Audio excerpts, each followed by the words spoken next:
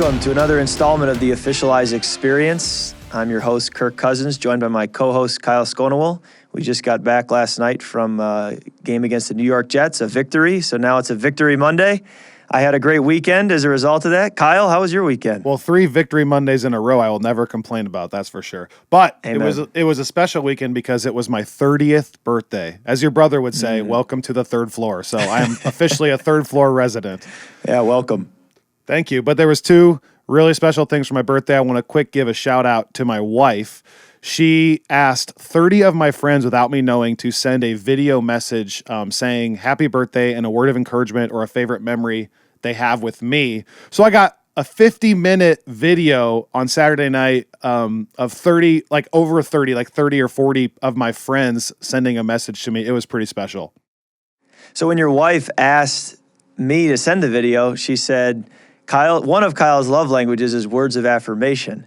So she wanted everybody to send a video affirming you and encouraging you and, you know, talking about all your positive traits. And I thought that was a pretty cool idea. So for all you listeners out there who are married, if your spouse has a special birthday coming up, pick the love language that's their most important love language and see if you can come up with a gift like that. I thought it was a cool idea. She's pretty special. But we also went to a virtual reality arcade, which I've never done before. I played some video games in my life, but this was different. I'm literally in a room, but you're totally closed off from the world, and I'm actually in a orc castle trying to defend orcs and goblins from my castle with a bow and arrow. It was so dope. But Kirk, I wanted to bring that up because I know you have a little experience with virtual reality at the Vikings practice facility. Do you not? I have a lot of experience with it. This is my first time using it with the Vikings, and it's a big room in the facility where we have a headset and we have a staff member who films practice with a 360-degree camera and then edits all the film up, and then I'm able to watch practice like I would normally watch practice, but this time standing as if I'm at practice, and it's pretty incredible, and it makes me wonder, like, where is this going to go from here? I feel like this is the future, not only in football, but in kind of all fields. And I think my son someday is going to play these video games, and I'm going to tell him how I used to hold a controller and look at a TV screen, and he's going to think that was stupid. So it's amazing where technology is going, but it helps in all fields, including football. And as a young quarterback developing, I don't know if there's a better tool outside of practice reps than being able to use the virtual reality. It's pretty amazing. I had a chance to do it when I visited you, and what people don't realize is like the camera is set up right behind Kirk, so you can like turn around and like see his teammates talking or like things going on in the background. It's amazing. So you can watch every play as if you're Kirk, which is pretty cool. Yes. Pretty cool.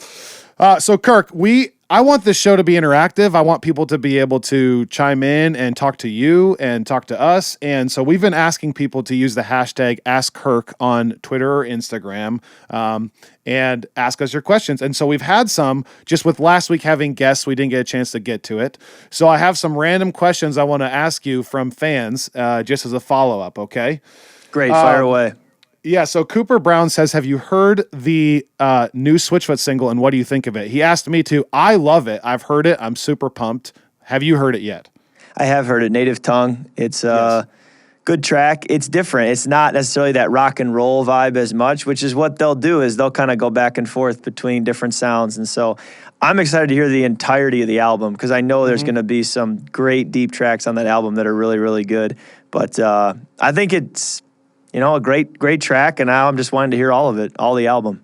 As a shout out to them, actually, they were in town, 2 weeks ago, playing a radio event, and you got a chance to say hey to them? They came over to the facility?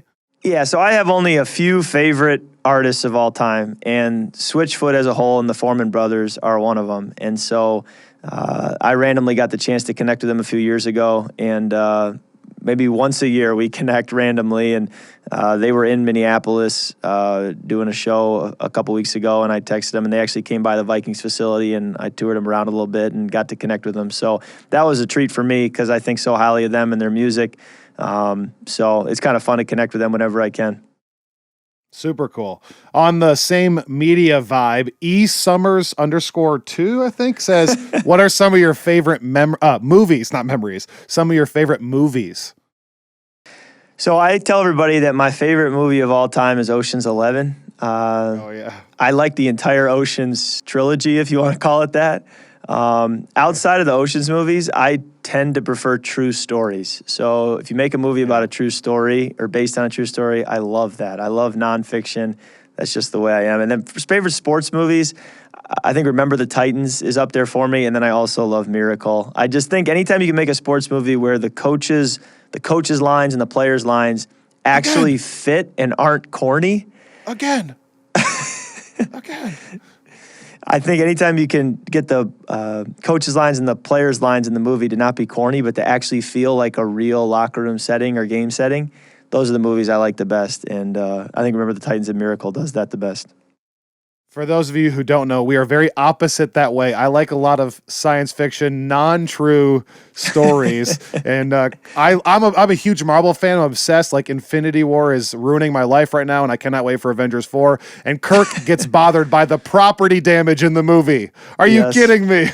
Well, I just really struggle with, if you're going to set up this world with these false realities, let me just finish. If you're going to set up a world with all this made-upness, then create the rules and stick to them. Don't deviate from the rules. And so I've never understood why suddenly this one guy has this power that can do everything, and then 5 minutes later he can't do anything. It's like he either has the power or he doesn't. And then I always struggle with these people, quote unquote, saving the world, but there's so much property damage in the process of saving the world that nobody's saved. Nobody has a home to go back to. There's no infrastructure. There's no food. You lost your car. It's just, they have no hope, even if you did, quote unquote, save the world. And so I never really feel like they're all that superhero-ish. Tony Stark sets up a whole cleanup project, okay? Relax. Yeah. Okay, change of subjects here. 2 questions regarding football. One from Dawn, who's _TDreamer7. She's been a huge fan. She chimes in a lot. We love her. She says she remembers hearing you used to break out into song at practice. So do you have any different go-tos now, or is it still Hamilton at practice? Haven't rapped Hamilton at practice in a long time. I'm sure I hum some tunes under my breath, but I don't know what's been on the mind lately. I mean, my favorite artists are really like Switchfoot, like I said. I love Matt Carney. I love Ben Rector. I love One Republic. Those are the bands that are most often on my playlist, and those are the songs that are usually stuck in my head. Laker Larry wants to know, how sore are you after games? So let me rephrase that. If you don't get injured, on a scale of 1 to 10, just on a normal game, how sore are you the next day? You know, I always tell people that it's like getting in a minor to middle of the way car accident every single week. And if you got in a car accident every single week, you'd probably be a little sore, even if you don't claim a true injury. That's how I feel. I usually wake up in the morning, all the muscles in my neck and my shoulders are sore. Usually you have someone fell on your hand or stepped on you or something, and so your toe is bruised or your hand is cut up, or that's just part of it. But those things heal quickly, thankfully. And then sometimes you have stuff that lingers a little longer, but for the most part, you're ready to go at practice on Wednesday, and that's what's important.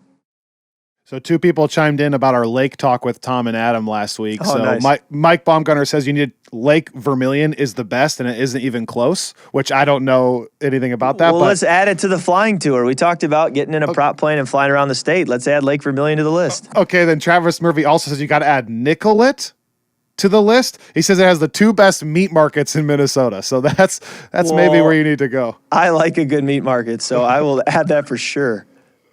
Oh, it's amazing. Okay, so that's all the questions I had as far as I can tell. But again, anybody chime in using the hashtag #AskKirk. I'm Kyle Schonewil on Twitter and Instagram, and I'm going to let Kirk say his handles so I don't mess it up this time. Yeah, I'm Kirk Cousins 8 on Twitter, and on Instagram, I'm Kirk.Cousins. And remember, when the podcast first comes out, you can check it out on officialize.com, and then it's up after that on iTunes and Google Play and all these other things. And now the Vikings are using some part of it too, so you can check it out on their website. Okay, Kirk, let's talk about the game for a little bit here. A strange game, 37-17 victory over the New York Jets. The reason as a fan I hate quarterback wins as a stat was very appropriate yesterday, because there are games, I need people to remember that winning is the most important thing, and it's ultimately the ultimate goal. I get that, okay? But it is possible to have an offense that is good when you lose and an offense that is bad and you win, okay? So yes, the ultimate goal is winning, but we are trying to, when evaluating performance, evaluate on a higher level than just did they win the game or not, okay? And I felt like yesterday was that case, because for most of the day, the offense just kind of felt like, I don't know, like it's not really working that smoothly. And then I look down at the scoreboard and you have 37 points. What a weird game. Is that just a product of the defense and special teams, or talk us through that little weird vibe of that game? I do think that first and foremost, you can't talk about this game without mentioning our defense, the turnovers they created, the stops they created, getting us the ball back over and over and over. And then our special teams continuing to give us good field position, whether it was Marcus Sherrills on punt returns, fielding the punts well, or getting north and south to get us 10 yards back. And then our punter, Matt, being able to, in the wind, put the ball and flip the field such that when we did stub our toe on offense and didn't move the ball and we're going to have bad field position for our defense, suddenly the field was flipped and the Jets really didn't have great field position. I thought that was the key to the game, to then give our offense a chance to score points when we were doing things well. So that's where it started. I was frustrated with the lack of third down conversions, but if you're in 3rd and 11, it's a little less likely to convert than if you're in 3rd and 2 or 3. So that was part of it. I loved our first drive, scoring the touchdown to Adam on the go ball down the right sideline. That was great. But and the first drive of the second half too. First drive of the second half too. Oh yeah, getting down and scoring right away helped. And I was frustrated with a red zone sequence we had in the first half. I felt like we had 3 good plays down there that all could have, should have scored, and instead we had to kick a field goal. And I blame myself for those 3 plays not scoring. I think that was probably the most frustrating sequence of the day for me. Many of the other plays throughout the game where we didn't look as sharp, I would just credit the Jets defense making plays and doing their job too. This may be a hard question for you to answer, but sometimes as a fan, when we just watch games, there are just certain games where stuff just feels out of sync. It feels wrong for some reason. Would you attribute that to, is there any kind of like preparation where maybe, is it a situation where maybe you guys prep for them to play man coverage all week and then you get to the game and they do all zone coverage stuff? Or what goes into an offense just feeling out of sync like that? I know it's probably a million factors, but. From a pressure standpoint, I didn't feel like they brought any pressures that surprised us. I do think they did a nice job of doubling Adam and Steph in coverage such that the routes that were designed to go to them were not going to be there.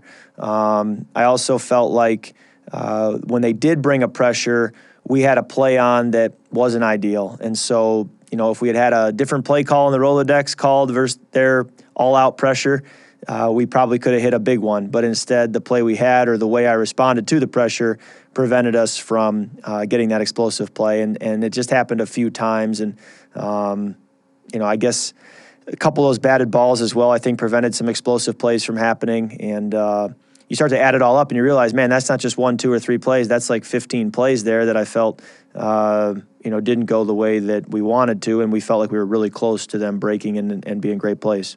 With that, was the wind playing as much of a factor as it looked like it was on television, or not really? Well, it certainly affected one field goal attempt. That was insane. It was insane. Outside of that, there were gusts. Even during TV timeouts, I would stand there and feel a gust or two that I thought, man, this is a strong wind. I don't remember playing in many games like this in my career. But then while you're playing, while you're making the throw, you really aren't thinking about it. You're just trying to throw a tight spiral that'll cut the wind. I thought there was one throw to Steph early in the game on a post down the middle of the field that fell incomplete that I thought, at some point, maybe the ball gets up there in the air and the wind can affect it a little bit. But for the most part, I don't remember a lot of throws being affected by the wind so much as just securing the football and those kinds of things that can be tough to do in colder weather. So on a positive note, there was some positives to take away for sure. On the 4th and 8 touchdown at the end of the game, a lot of people wanted to know, was that the design play to go for 4th and 8 and go for the end zone, or was he a 3rd or 4th option on that play? What's so funny about that is so many things happen, and I want to stop and pause time and go talk to Coach Zimmer, talk to Coach Flipper, talk to the refs, but I don't have time because the play clock's running. And so I still haven't debriefed to say, what happened during that sequence, because we threw to Adam, he got hit. We thought they had thrown a flag for an illegal hit on Adam, which would have given us an automatic first down.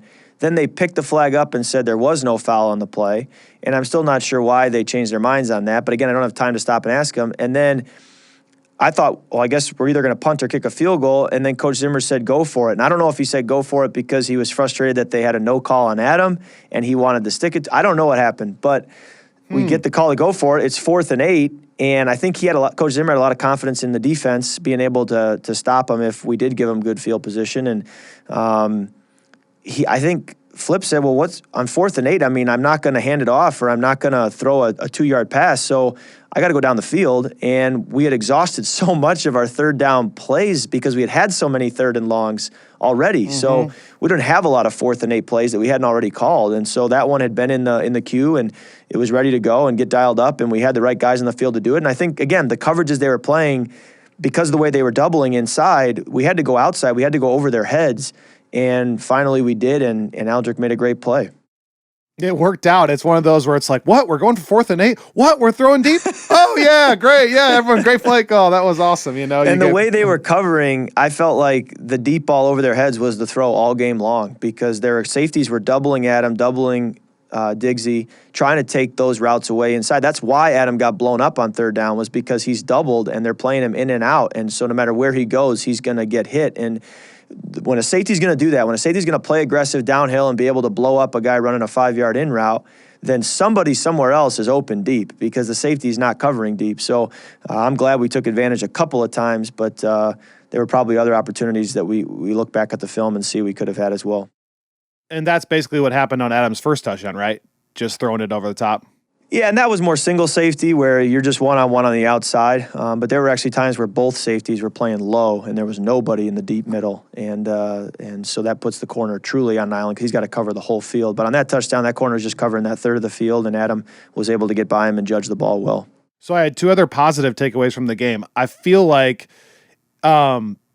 in general, the Vikings are so disciplined. Like, I noticed, like, there's not the personal foul penalty that costs you. There's not the fumble on the punt return. There's not the, the dumb. There's not a lot of dumb stuff that happens. Is that just a Coach Zimmer culture thing? And would you agree with that statement? You know, in the short time I've been here, and it's a small sample size, I think it goes directly back to Coach Zimmer. I just felt from the moment I showed up April 15th, there was just a message to our team on a daily basis, practice meetings, that we don't beat ourselves. We play disciplined football.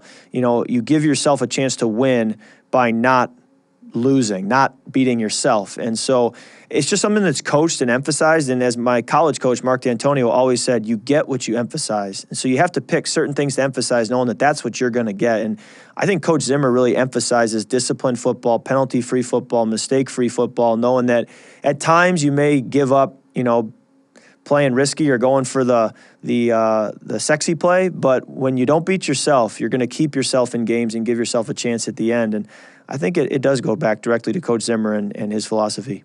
That's such a cool thing you just said, because it doesn't mean you can't be aggressive. It just means that even when things don't go your way, you still are being disciplined, and that's pretty cool. My other positive takeaway is I feel like the last 2 weeks, Latavius Murray has done a good job of turning 10-yard gains into 25-yard touchdowns. There's been a couple times where he had to stiff arm a guy, or yesterday he had to make a couple people miss after he got through the initial hole.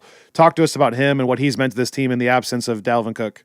Yeah, I'm a Latavius Murray fan. I'll tell you what, anytime a back can do everything you ask of a running back, those are the running backs I really like. So when you have great hands, when you can pass protect, when you can run routes, when you run the ball well downhill, when you can run outside the tackles, you start to say, well, let's just keep him in the game all the time, because there's nothing we're going to ask him that he can't do or that he's not comfortable with. And I love how conscientious he is. I mean, he's always asking me about protections and where's the line going, and making sure his eyes are in the right place, because he wants to do it right. And I love that. And he's another example of a guy who's a great teammate. But whether it was the stiff arm last week against Arizona, or his ability to finish off a couple of those runs and get to the end zone this past Sunday, I think he's a great back. And I think in the absence of Dalvin, he's really stepped up. And, I think we can continue to get him the football and give him more opportunities, because much like Adam and Steph and Rudy, when the ball's in his hands, good things are happening. Absolutely. Next week is going to be a massive game to have the Sunday night football game against the Saints, who are 5-1. You guys 4-2-1. Huge matchup. But the most important question I have about next week is, do you realize you are on the video roll on Sunday night football with Carrie Underwood? I have seen myself on there, yes. I actually noticed last night riding home on the plane, seeing it as I was watching the game. But, we filmed that this summer in downtown Minneapolis. Took a couple of hours to film, and hopefully some of that filming time will show up on Sunday night. Did you meet Carrie Underwood in that? No, I think the way they do it is you just kind of do your own thing, and then they mesh it all together at the end. So maybe someday I'll play well enough to meet her. What are you seeing from the Saints defense thus far? How are you feeling about next week? Well, anytime you're 5-1, you're doing something right. And I've read that they're one of the top rush defenses in the NFL. So that's going to be a challenge, certainly. Played against them last year. I remember Cameron Jordan. Being a force to block and to pass protect. I remember Lattimore being a great corner. And, I think Coach Allen, the defensive coordinator, does a really good job as well. So they got the players. They certainly have the offense, the quarterback, where, we kind of go into that game expecting them to score points and understand that we have to match them blow for blow. And hopefully we can get in a groove and find a rhythm and at home, have a great crowd and be able to make it tough for them. And lastly, I know Drew Brees has been an inspiration to you, being a Big Ten guy, and talk to us about him a little bit, and also how cool it's been to see him catch these milestones, break some of these records. Well, I get the question a lot, who are your quarterbacks you looked up to growing up? And I say, honestly, it's really my peers now, because when I was in middle school, Drew was at Purdue, winning the Big Ten and going to the Rose Bowl. And I remember loving watching him because they were in the shotgun. They threw it all over the yard. And not many Big Ten teams did that back in the late 90s. So I loved watching him at Purdue growing up in the Midwest. And then naturally just kind of followed his career. And, it's incredible to look back and see all he's accomplished. But, yeah, he's a guy that I've always kind of studied his game. I've played in similar offenses to the offense that he plays in. And so I've enjoyed watching how he handles that offense and the way he plays, and study his film from a reads standpoint to his fundamentals to his technique.